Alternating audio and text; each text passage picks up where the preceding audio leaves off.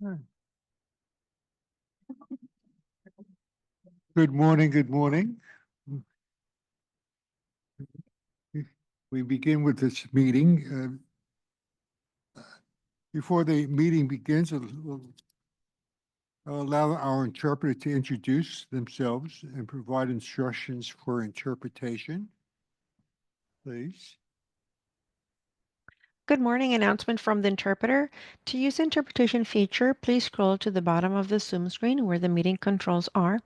Click on the interpretation icon, World, and select English as your language. If you're joining through the Zoom mobile app, cell phone, tablet, etc., please press the ellipsis, then Interpretation, and then choose your language. Finally, click on Mute Original Audio to not hear the original Spanish flow in the background. Headsets are available for interpretation. If you're in the meeting room, please check out a headset from the receptionist in the lobby. Aviso por parte del intérprete. Para hacer uso del servicio de interpretación, favor de desplazarse a la parte inferior de la pantalla de Zoom, donde aparecen los controles. Haga clic en el icono de interpretación globo terráqueo y seleccione Spanish, español. Si está utilizando la aplicación móvil de Zoom, celular, tableta, etc., presione los puntos suspensivos, luego interpretación y luego el idioma. Si no desea escuchar el audio original en inglés en el fondo, por favor seleccione Mute Original Audio, silenciar audio original. Contamos con auriculares disponibles para el servicio de interpretación. Si se encuentra en la sala de reunión, por favor de pedir auriculares con la recepcionista en el vestíbulo. Gracias. Thank you. Thank you. Welcome to the March 18th meeting of SANDAG. I'm your Vice Chair, Ted Kagan. Our Chair, Christine Steinberg, will not be here today. Can we have our clerk please confirm quorum with a roll call? We have a quorum, Vice Chair. Thank you.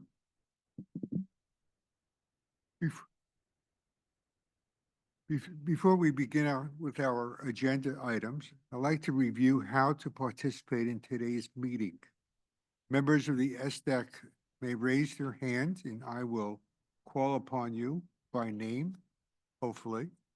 Members of the public who are in person can submit a speaker slip to the clerk to give comments. Members of the public joining us online who would like to speak can use the raise hand function on Zoom. With that, let's start with item number 1, public comments. Communications member comments. Do we have any member comments? Yes, Charlene, please. Am I on? Yep, I am. Hit the microphone, that's one way. I have a couple. One, in trying to explore some things, I discovered that it's a little awkward and difficult, especially as a blind person, trying to access the information off of the SANDAG website. I never did find the minutes. I found the dates for future meetings, but I could not get to where I needed to go. And again, because I'm visually impaired, blind, I don't see the whole screen, so it's harder for me to find things in the first place. It would be nice to have it designed a little more friendly to people who are blind. The next thing I want to mention is that with having our comments separate or apparently having to listen to the taped or video recordings of the meetings, it would be nice if some of the comments could be mentioned within the minutes, maybe a summary of what somebody said, just a few words. That will help for people trying to look for information. And the other one is a unique idea. My husband and I go out with his mom, and she is severely disabled. And I'm sure there's other people that run into the same circumstance that we do, because we cannot leave her unattended at any point. It takes 2 attendants to go out with her anywhere, because one person has to be with her all the time. We have somebody at home with her all the time. When we're out, we have somebody with her all the time. At the zoo, with a doctor's letter, a second attendant, PCA, can attend the zoo as an attendant. So you can have two attendants come in for free as opposed to one. It just, because costs are so expensive for people with disabilities, that's just a little help that can happen. It would be nice if both PCAs could write on the access for the as free, because they both are working. Thank you. Thank you. Thank you. Anyone else would like to have any comments? Yes, please. I'd like to second what Charlene said about the fact of adding the comments into the agenda meeting minutes somewhere. It used to be here. Now we got to go to the website and yada, yada, yada, yada. So thanks. Okay, thank you. Anyone else would like to? Okay, is there any non-members online that would like to make any comments? We have no public comment, Vice Chair. I'm sorry, please introduce yourself. Oh, this is the clerk, just letting you know that we have no Oh, public comment. okay, thank you. Sorry. Ted, can I make one comment? Just as a as a Yes, please. help to people who are doing, attending online. If a person is blind, you're not telling us how to raise their hand. Star 9 is how a person raises and lowers their hand. It would be helpful in the information of how to attend online to indicate to people, both sighted and non-sighted, that star 9 is how to raise your hand.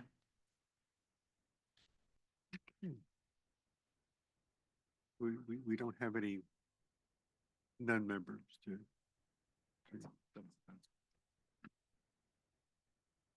Okay, thank you. Do we have any updates from SANDAG staff? Yes, thank you, Vice Chair. Hi, everyone. My name is Tim Garrett. I'm the new STAC liaison here at SANDAG. I'm happy to be joining you. So just a few updates on the SANDAG staff side. Obviously, we are in 401B Street. We are not in the new office like we suggested might be a possibility for this meeting. So we're still working from home for the most part, coming in for public meetings. SANDAG staff are anticipating going to the new building to start working in April. So April 7th is the date that we're working with most likely, but we'll finalize that once we have that locked down. We're still kind of tentative, waiting to get the official date. So that's that, but almost certainly our next meeting will be in 401B Street, and probably any other meetings you'll be attending after this one, after the end of March. We sent out an email back in February. There was a regional plan joint working group on the development of the draft regional plan 2025. And I appreciate folks who were able to attend that. Hope that was really useful. We heard a lot from folks in the working groups as well as policy advisory committees, information we're taking as we finish up the draft of the regional plan, and we anticipate releasing that to the public in May. We are planning to hold another joint working group, this time on microtransit. That's the date for that is May 8th, 9:30 to 11:30 a.m. with the location still to be determined, possibly in the new building, but we'll see about that. The plan for that working group is to invite speakers from outside the region to discuss some of the challenges, best practices, and lessons learned from microtransit implementation. And I'll follow up with all of you by email when we have an official save the date for that event. There's a few public surveys available right now. First is a survey on community climate priorities. We want to know what types of projects people want to see to reduce air pollution and greenhouse gas emissions in the San Diego region. Take that survey by March 26th. That's still, got a few more days for that. Next is, we have a few different rapid bus route surveys. One of them is Rapid 880, which is a future bus route plan to connect El Cajon, Santee, Kearny Mesa, and UC San Diego. Take that survey by April 8th to let us know what destinations in that area are important for you. And then finally, Rapid 483, another future bus route that's planned to connect Temecula to Escondido and San Marcos. And that survey is available until April 23rd. And all three surveys are available online at engage.sandag.org, and you can click on any of our available surveys. That's all I have for staff updates, and I'll turn it back to Vice Chair Kagan. Thank you. Oh, Any follow-up comments or questions for the staff report? I do. Yes, Wayne.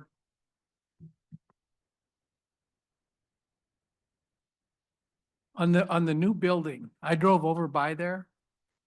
Is there any parking around there besides on the street? Because when I was there, on the street, there was no place within. Yes, there's a parking garage underneath the building. Now, see, I have a problem with those, with most of them, because I can't grab a ticket unless there's somebody there all the time. Just like down in the city and all these different ACE parking ones, Mhm. I can't grab a ticket out of there. Okay. Okay, good point. Yeah, I don't Good have point. the answer. I'll follow up on that. Thank you. Yeah, anyone else like to make comments on the staff report? Seeing none, thank you. Thank you. Then let's continue with the next item, which is our consent agenda, including the minutes from our January 21st meeting. Are there any public comments on that consent agenda? Vice Chair, this is the clerk, and we have no public comment on this item. Okay. It's saying none. Okay, that's good. Then, not seeing any comments or questions, I'll ask for a motion to approve the consent agenda. We hear a motion, please. Thank you, Wayne. And second? Thank you. I'm sorry, just a moment. I believe Wayne is an alternate to Ted, so he can't make the motion. I need a primary member to make that motion. Thank you. Okay. So it's Robert making that motion. The second is from who? Will the clerk then please take the vote? Clyde Kohler is the second. Thank you. It's just a hand raised vote, Vice Chair. All in favor? Right? Any opposed? Oh, that motion passes unanimously. Thank you. Thank you. Any abstentions? Oh, any abstentions? 2. 3 abstentions. From now on, we'll move on to the second, for the next comment. Are there any public comments on this item? Okay, let's move on here. No further comments. Item number 5.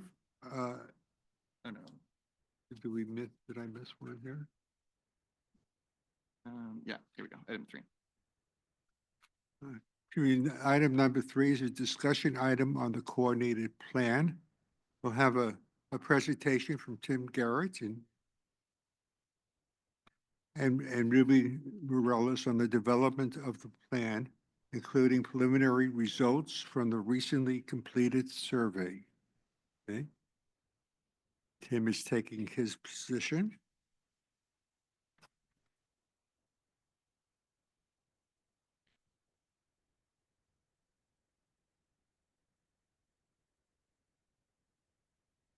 All right. Hello again.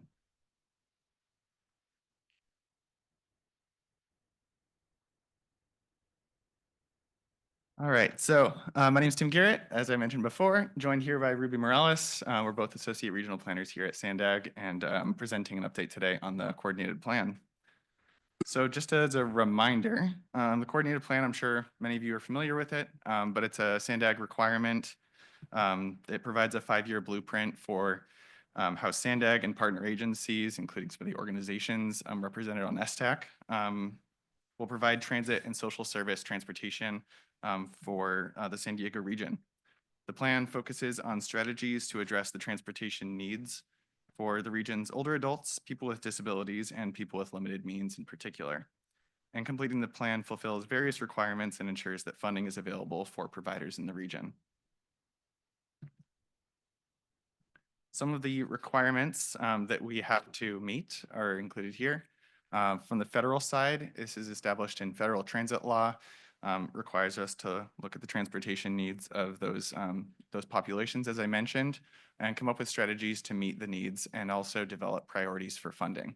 And this is really important because we get federal funding coming to SANDAG through the Section 5310 program, which we distribute through the Specialized Transportation Grant Program.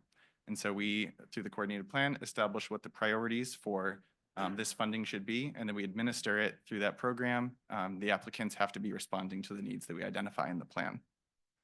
State requirements are included in the Transportation Development Act, and this is a bit more focused on the fixed route transit side, but there's also a paratransit component where we need to look at the productivity and other performance measurement of the transit services in the region, and make sure that the transit operators are implementing the recommendations identified in the TDA triennial performance audit. And there's performance monitoring is an ongoing process. We do it even outside of the coordinated plan, but this is just supposed to be a summary every 4 years. And then we also have local requirements for the coordinated plan established in SANDAG Board Policy 18, which is the policy that delineates what SANDAG is responsible for compared to the transit operators, NCTD and MTS, when it comes to short range versus long range transit planning and operations. We also, so through that, we need to identify where the gaps are in public transit service, as well as what's deficient in terms of service. We evaluate the existing services and programs and determine how we should be considering near-term future service adjustments. And this component of the plan is called the Regional Short Range Transit Plan. But ultimately, we call the entire thing just the coordinated plan, all just one document. And so the outreach, the way we've gone about hearing from the public and other stakeholders on what should be in the plan is through a variety of means, some of which we've included here. So we've done 3 focus groups, one of them consisting of transportation providers, folks who represent organizations that provide rides and other transportation services in the region. And then we did 2 focus groups of people who use transit and specialized transportation to hear what works for them, what doesn't work for them. We also did a really extensive survey, a scientific survey of older adults and people with disabilities in the region. So that was conducted during the month of December 2024. And we got over 1,500 responses. We primarily wanted to come back to STAC today to let you know some of the preliminary results from that survey so we can share those with you and get your feedback on those. And then finally, we have presentations and public hearings that includes coming to groups like STAC, other working groups. We're also going to be going to the Transportation Committee and the Board of Directors to share what we found, what we heard from folks around the region, and what we plan on having in the plan. So we've got multiple rounds of that. And like I said, we have the draft survey results today. They're still draft because the consultant that we hired to help us work on this plan, they're still cleaning, finalizing the data. We have preliminary things to share today, but things might change a little bit as we finalize these data. But ultimately, we want to hear what you think because we have these results. We're interpreting them. We want to hear from you if you agree with our interpretation, if you disagree. If there's other things that we should be looking at as we analyze these and come up with recommendations for the plan. And with that, I'll turn it over to Ruby to walk us through. Thanks, Tim. So like Tim mentioned, the survey was conducted in December of 2024 over a 1-month period. We received 1,544 responses from across the San Diego region.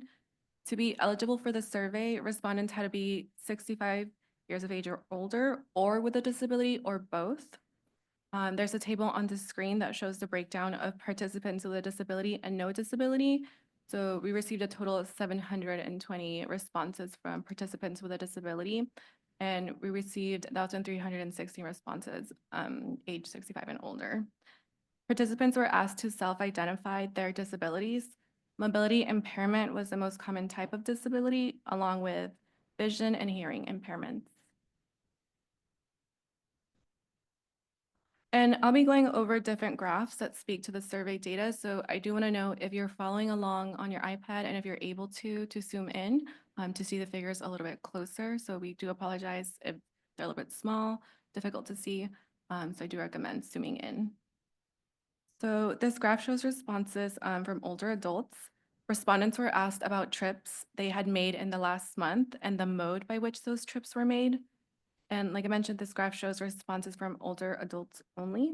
Oh, it shows responses from older adults and people with disabilities. Apologies. So we see that in the blue, it's older adults age 65 and older, and in the purple, we see people with disabilities.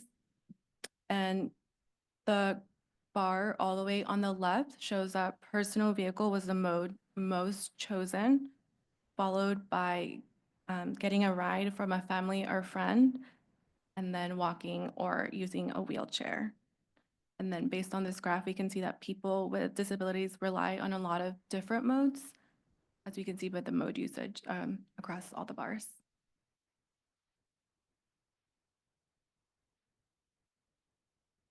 Respondents were also asked how many times in the last month they traveled using a specific mode. And this graph shows responses from older adults only. And in the purple, it would be if a mode was used 6 or more times, and in the orange, if it was used up to 5 times. And the results show us that personal vehicle is still a top choice, as we can see all the way in the left, along with walking and using a wheelchair, and using a bicycle.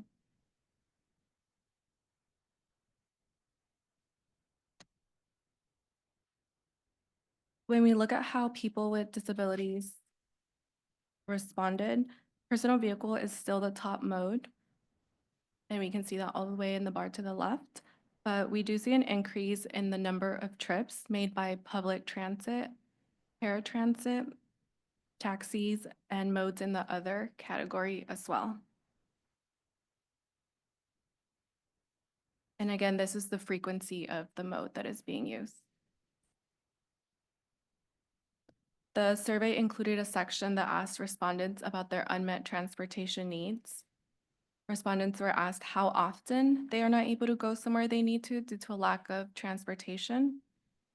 People with disabilities are more likely to miss trips several times a week or very often, and that would be the top bar compared to older adults. So at the top bar, we see very often, followed by often, followed by sometimes. And again, people with disabilities in the purple are more likely to miss several trips a week compared to older adults. Respondents were asked what challenges they experience when using and considering transportation options in San Diego County. Almost half of respondents identified a lack of transit to their desired location as a key challenge to the places they were trying to go. And that would be the bar on the top, transit services don't go where I need to go, followed by safety concerns, followed by it's hard to go to from bus stops or stations, transit is not available when I need it. If we look at the none of the above option, we see that people with the older adults selected this more than people with disabilities. So that meant that they had less challenges overall.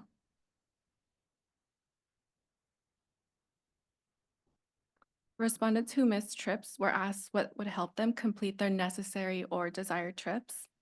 Over half of the respondents selected more routes and transportation services. Other commonly selected solutions, to the second bar from the top, included door-to-door transportation options, followed by more frequent transportation service, followed by transportation options during late night and or weekends, and cheaper transportation options. So I do want to highlight that door-to-door options would be a specialized transportation where areas other top solutions here could be met through increased service levels on fixed route transit. And overall, people with a disability rated these transportation solutions higher than older adults. And these responses are also consistent with what we heard in the focus groups that Tim mentioned that we also had as part of our outreach. Respondents were asked about their level of comfort using technologies to help with making and planning trips. A significant portion of survey respondents are very comfortable utilizing technology for trip planning, and we see that top bar where they're very comfortable. And this is also consistent with what we heard in the focus groups. Respondents were also asked where they gather information about transportation options. The most common source was online searches or websites, so we can see this the top bar in the graph, followed by word of mouth, printed materials or flyers and brochures. Other sources people listed were receiving information from the San Diego Regional Center, calling MTS directly, health insurance providers, and focus group participants also suggested that additional ways of learning could be receiving printed materials and mailers. And now I'll hand it back to Tim to summarize some of our key takeaways. Thank you, Ruby. So some key takeaways here. Like most people in the region, driving is still the most common way of getting around for for people in our survey population. So both people with disabilities and age 65 plus older adults. However, it's a lot less prevalent driving alone for people with disabilities who are more likely to use a lot of different modes of transportation to get around. Fixed route transit is also very common, with 20% or so of our respondents having used fixed route transit in the past month, and so that's pretty high. When asked about what would help people meet their unmet transportation needs, some of the solutions most listed were more transit coverage and higher frequency service. So like Ruby mentioned, those are things that additional funding for fixed route transit could help both, help increasing the frequency of existing routes, adding more routes to cover new areas, making it more frequent and more convenient and reliable. But in addition, some specialized transportation services, people also cited those as like really important solutions, especially the door-to-door service, which is not something that you get with fixed route transit, but a lot of people would really benefit from that. But what we heard in general is that even though that was a solution that a lot of people were saying would be helpful, not a lot of people were aware of existing specialized transportation services. So we asked about, have you heard of MTS Access? Have you heard about MTS Fixed Route, NCTD, some of the specialized transportation services? Not a lot of people had actually heard, they weren't aware of some of those door-to-door options that exist right now. We also heard in the focus group that even among people who were aware of paratransit, so MTS Access and NCTD Lyft, the difficult application process was a deterrent. It takes some time to qualify and become eligible for the service. And then as Ruby mentioned at the end, people are comfortable using technology for trip planning, as well as things like Uber and Lyft. So not the things, not always a public transit offering, but people in many cases are able to find their own ways of getting around. So one of the kind of takeaways from that is if we can make it easier for folks to learn about their options, we can provide better information on websites, make it easier to use, then a lot of people can be self-sufficient that way.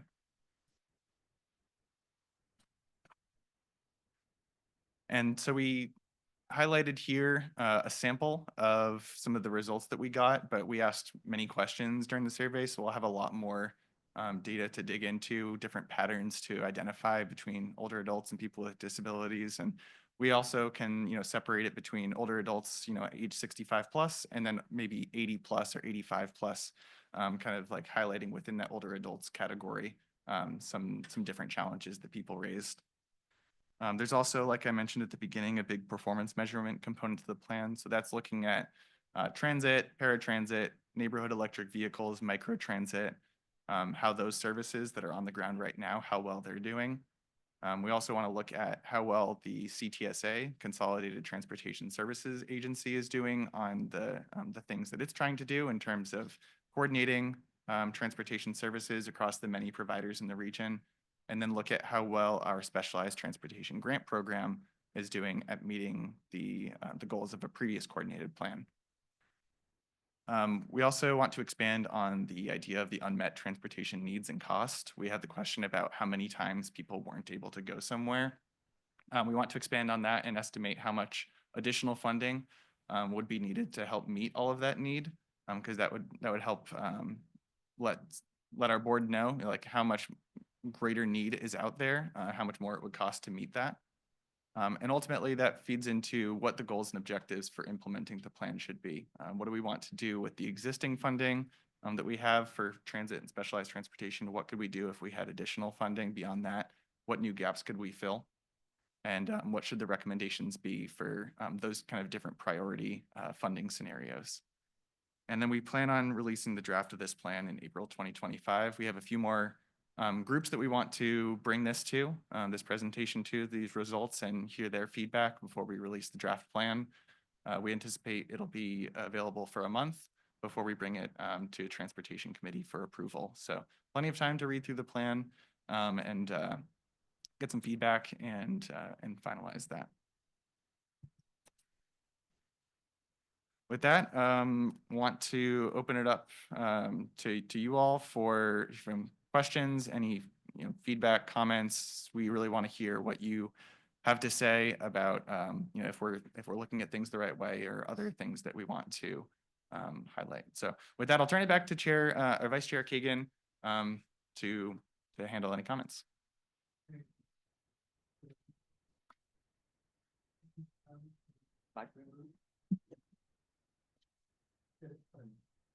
Oh, are you talking about me?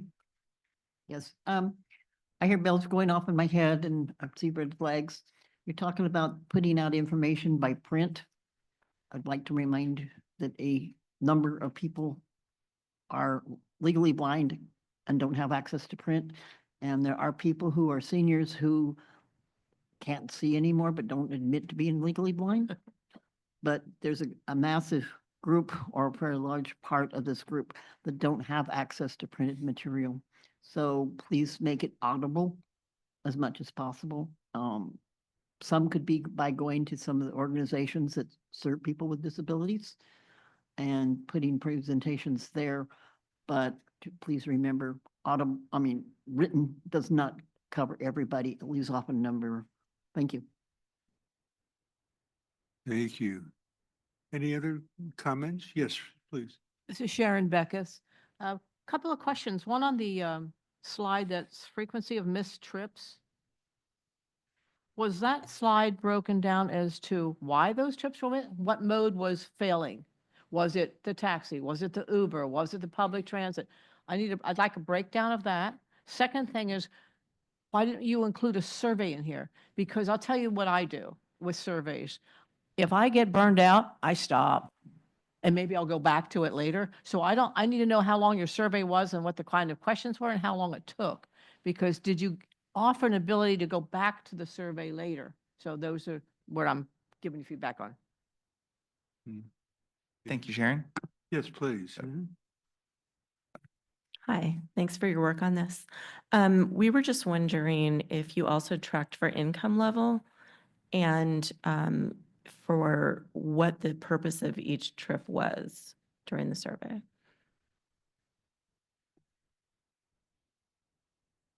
Yeah, I can respond to some of those if you'd like, Vice Chair. Okay.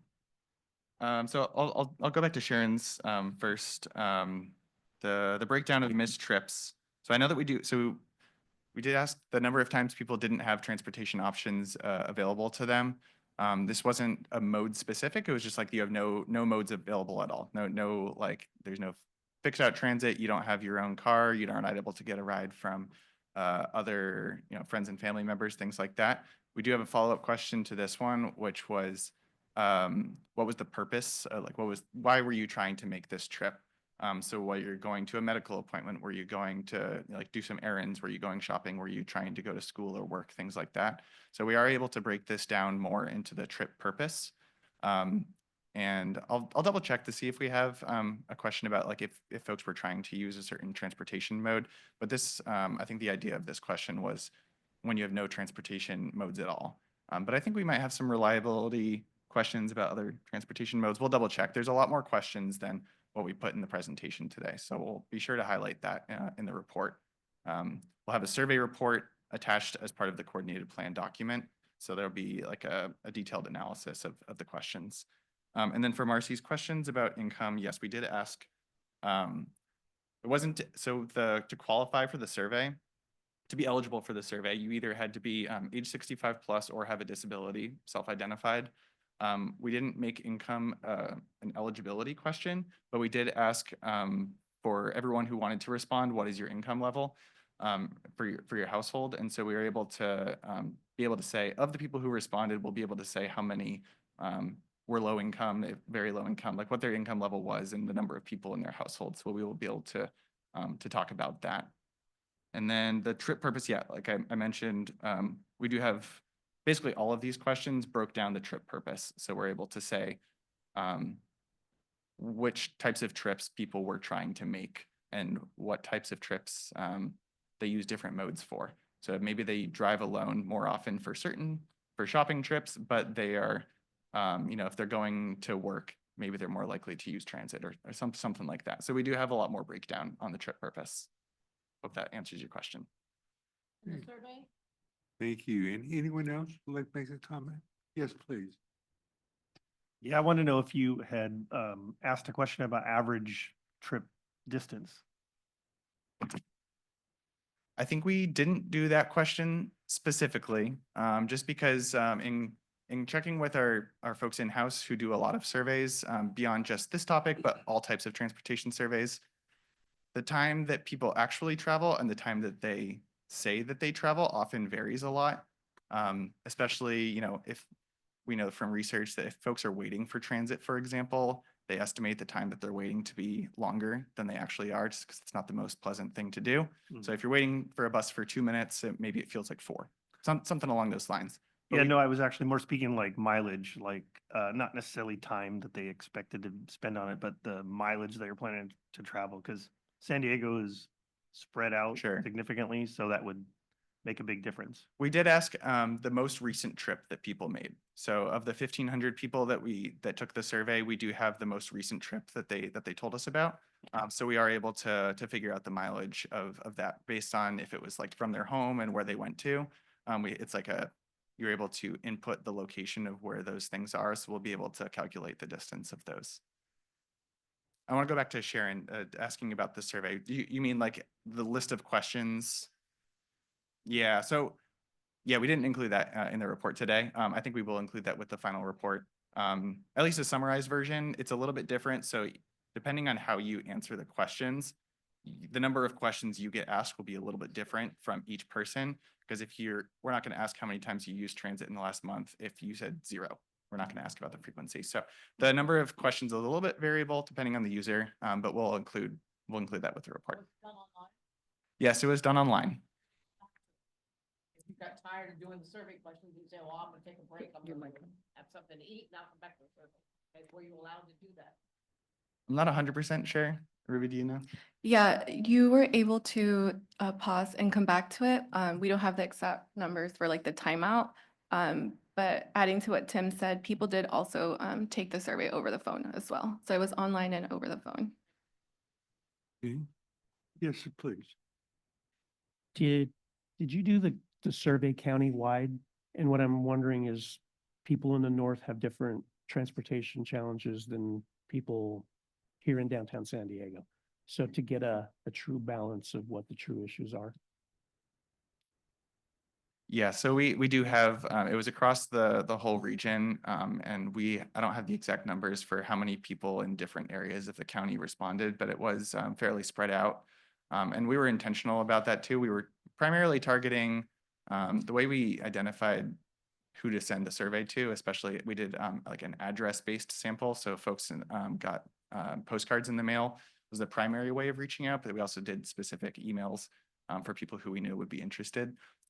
It was based on the number of people with age 65 plus in each of the census tracts, block groups. Is some geography throughout the region. It was that we were targeting the ones with a higher number of older adults, but it was all across the region. So it wasn't just in one particular area, like the central area, North County area. So it should be pretty spread out. We'll include the breakdown in the report for the number of respondents by kind of the area, the sub-region within the county. Yeah, and then just to add on to what Tim said, for the focus groups, we also try to make sure that it was well represented around the region.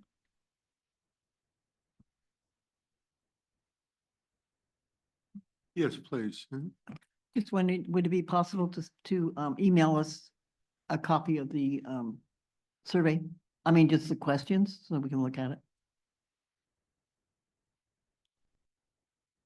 Yes, probably once we, Purple lady. yeah, once we finalize the report, it should just be, a couple more weeks, as we're doing that. Yeah, we don't have it at the moment, but yeah, we'll include that. Okay. Yes, please. Okay, within the missed rides category, is there a question or a concern about people who were waiting for a ride, but the driver did not identify that they were there? So people who are low vision or blind would miss a ride because they're standing right there, the vehicle pulls up and leaves again. Yeah, I don't know that we had a specific question on that, but I'm sure that if that were the case for many people, that they would have listed it in like an other section, like why were you not able to list trip? We do have like a breakdown of all of the open-ended responses as well. We'll make sure to look for that and highlight that because that is a concern. Thank you. Thank you. Anyone else like to make a comment? Okay. What about public comment? Yeah, there are public comments regarding the coordinated plan. Hey, I just want to concur with Tim because I remember taking this survey because I'm in the non-65 category, but yeah, there were certainly questions that were not presented in this presentation today, and but for the people who were wondering on that, but right on.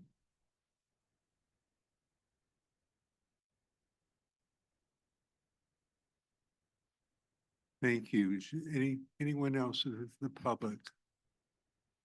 Okay. Well, hearing none, I thank you, Tim and Ruby, for your comments.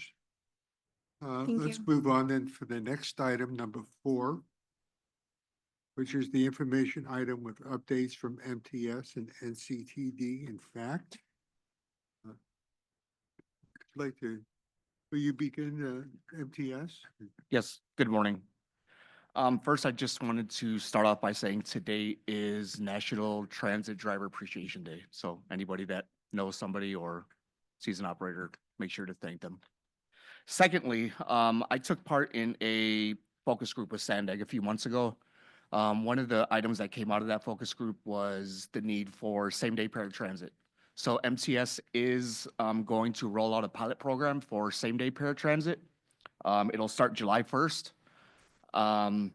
There are some limitations on it. It's going to be a as available or as space available basis. So if there's no space within our current structure, the trip's not going to be able to be provided. We're not going to move around trips for our regular complimentary paratransit service and sacrifice those trips just to make a same-day trip. Additionally, the same-day service, since it's a premium service, it'll be a $10 one-way trip. So if you're doing a round trip, it'll be $10 there, $10 back, and it'll also, your PCA ride's free, but your companion will also need to pay $10. So it's a year-long pilot program, and during that year, we're going to take some input from the public and see if we need to adjust it. So those are all the comments I have. Thank you. Hi, I guess. NCTD, please. Absolutely.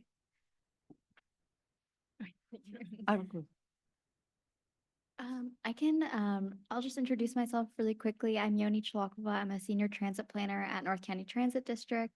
Thank you for having me here. Really lovely to meet you all. I have 2 primary service changes to present to you all. So the NCTD Board of Directors is going to be voting on 2 changes this upcoming board meeting on Thursday, March 20th. The first is going to be a proposed elimination of Breeze Route 444. This is a route that provides weekday-only service. It's a connection from the coaster. It provides a pretty quick route along Faraday Avenue. Unfortunately, this is a route that Ever since COVID, ridership hasn't really been able to bounce back up as well as other breeze routes. And so because it's unable to meet our performance standards, we're proposing to eliminate this route. The second service change is a proposal to eliminate breeze route 334. This is a circulator in Vista. And the reason for this is because we're launching Vista NCTD Plus microtransit on May 19th.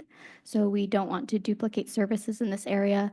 Vista NCTD Plus is going to be very similar to our San Marcos on-demand service. It's a 7 square mile area where you can do trips to and from the transit center, but also to and from other areas.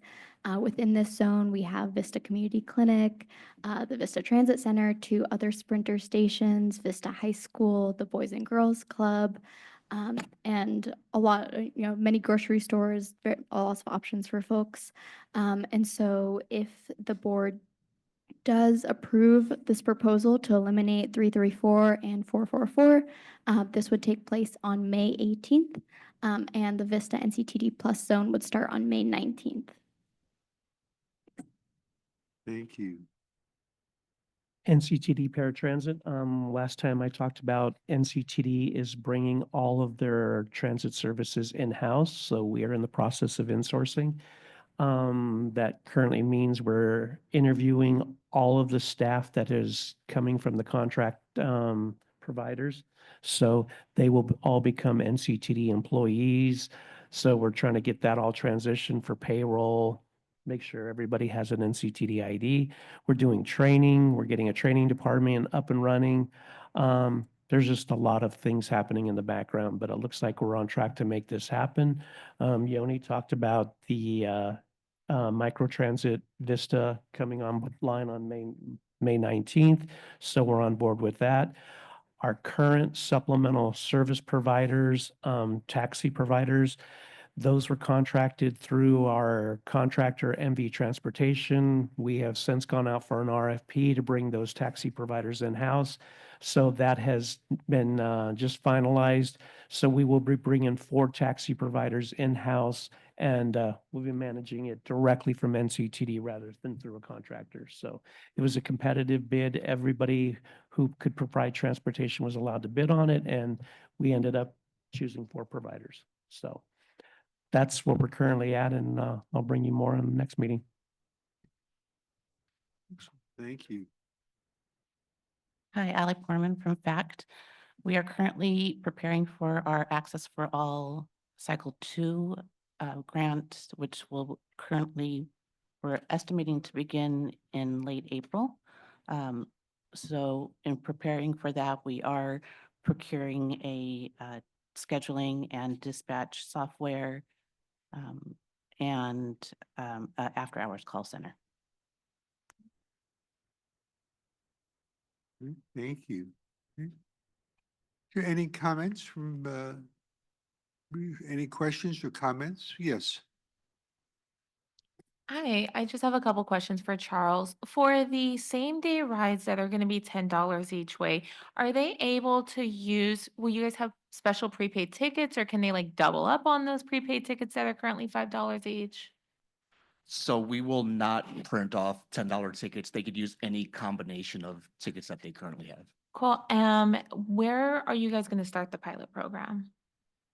In MTS's service area. Any If other it's any, service area? yes. correct. Awesome. And then- Anywhere that we offer the complimentary paratransit service, we'll offer same-day paratransit. Really good to hear. This is so exciting. And then we've been referring so many people to you right now. What's your processing times for applications if everything goes smoothly? What's a good estimated time for people when they first apply to when they can get in, get their assessment, and get approved? So MTM runs our eligibility department.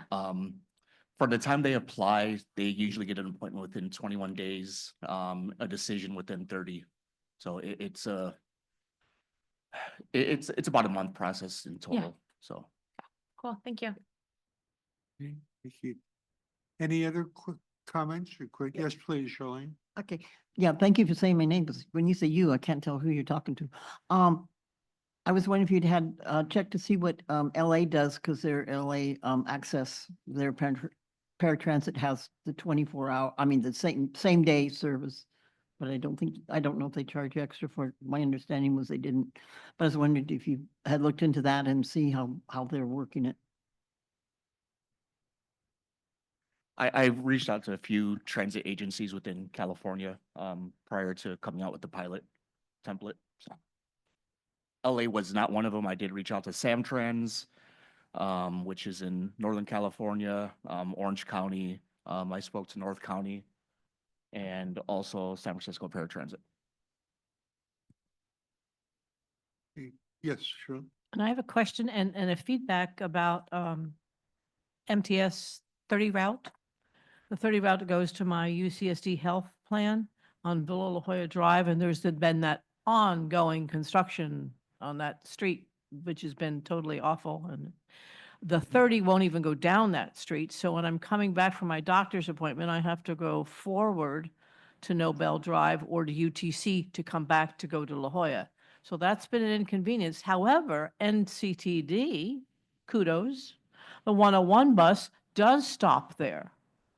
So it's like, why is OTP, online time performance, different on one agency versus another? And why can't we get that to work? And I'd like to know if that repair is supposed to be finished for us users by the end of March and the status on that. So thank you and kudos to NCTD. So I'm not familiar with the detour or the deviation from Route 30. I'll look into it and follow back up with you. And that's southbound. Okay. Thank you. Anyone else like to make a comment? Yes, please. Hi, this is Clyde. I just want to comment on the need for more training for drivers. They're great people. I appreciate them very much. However, I had a really scary experience on Saturday. The driver was extremely inattentive. He took off before I got on with two other blind members, one of them who happened to have a walker. And before I could get seated, there was a gentleman in the wheelchair spot across the aisle. The driver took off and I used every muscle I had and some I didn't to not fall all over that man. And I had to literally grab the side of his wheelchair to stop myself. And even then it was iffy. And someone called out to the driver to stop, so he finally stopped and I was able to take a seat. Very shortly thereafter, he stopped for a stoplight at a really sharp stop, nearly threw us on the floor. Then when we got to our stop, again, one of us was with a walker, very difficult for her to move around. And we pulled up to the stop, and before she could even get to the door to get out at the front, which is the only place close enough to the curb, not well done, by the way, he allowed 6 or 8 or 10, I don't know, a whole bunch of people to come on. So she was trapped in there. She couldn't get out. The other person and I went ahead and got off at the back door, but it was pretty far from the curb. And so that was really, really bad. So that's the second time in 2 weeks that the driver took off before I could sit down. And that's, that could have been a disaster. I could have been hurt. The guy in the wheelchair could have been hurt. And who knows what else. So I just want to comment that we really need to train our drivers and also make sure they're doing their call outs if they don't have automation. Anyway, that was really important, and I have reported it to customer service. It was it was the number 7 bus on Zoo Drive and Park Boulevard. Thanks. Thank you. Yes, yes, yes. Hey. Any public comments regarding public comments regarding any questions to the transits? This is the clerk. We have no further public comment, Vice Chair. Hearing none. Right? Okay. Then return to Tim for discussion on unmet needs. Great, thank you, Vice Chair. Item 5 is a discussion on unmet needs. STAC members and the public will have the opportunity to discuss new or continuing unmet transit needs in the San Diego region. So I'll ask the clerk if there's any public comments, any unmet needs? We have no public comment. All right, and then any member comments on unmet transit needs?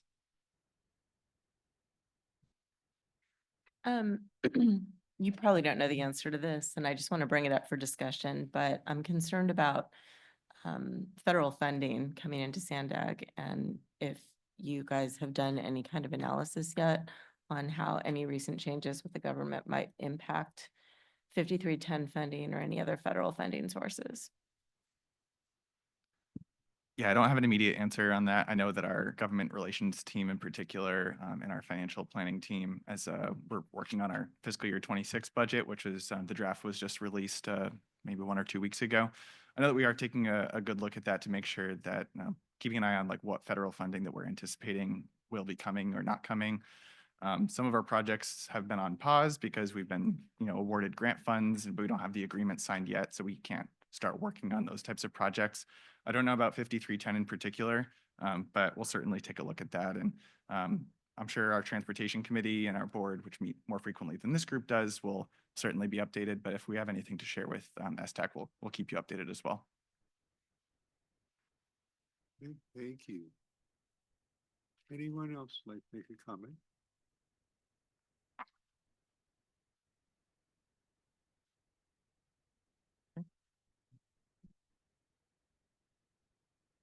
That was our last scheduled item for this meeting. As mentioned by Tim during the staff update, there will be a joint working group on microtransit on May 8th. Please put that down. And with a save the date forthcoming. Our next regular STAC meeting will be on May 20th at 10 a.m. And with that, we are adjourned. Thank you all and have a safe journey back home. Thank you.